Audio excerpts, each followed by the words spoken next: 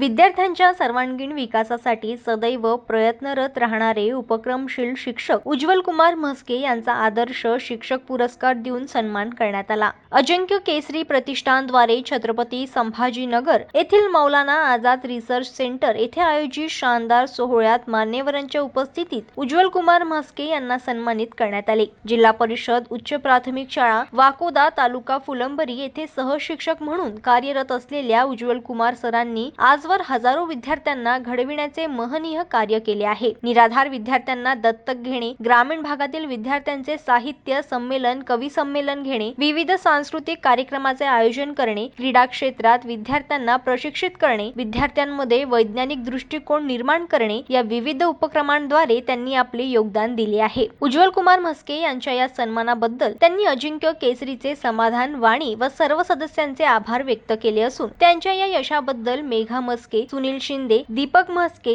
नितीन मोरे, बाबासाहेब जाधव, सदाशिव बडक, विठ्ठलराव साळवे, सांडू शेळके, नितीन शेळके, उल्हास झेपले यांनी अभिनंदन केले आहे।